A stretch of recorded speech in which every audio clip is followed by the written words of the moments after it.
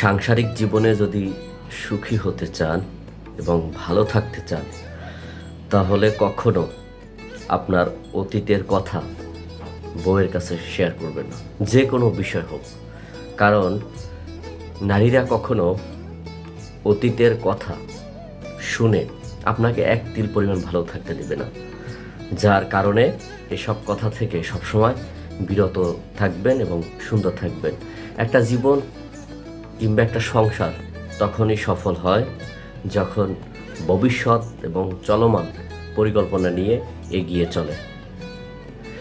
কখনো স্ত্রীর কাছ থেকে তার অতীতের কথাও জানতে চাবেন না এবং তাকে আপনার অতীতের কথাও বলবেন না।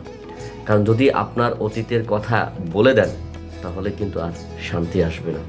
ওইটা নিয়েই কিন্তু সারা জীবন পড়ে থাকবে এবং আপনাকে হুইল পাউডারের মতো ধুইবে। তো যার ফলে সংসারে অশান্তি হবে, সংসারে ভাঙনের সুর উঠবে।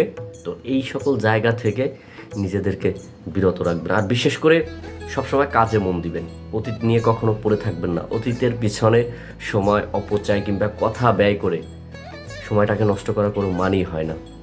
তো সুন্দরভাবে পথ চলার জন্য, একটি সুন্দর সংসার সাজানোর জন্য দুজনকেই সমন্বয় করে এগিয়ে যেতে হবে, এগিয়ে চলতে হবে।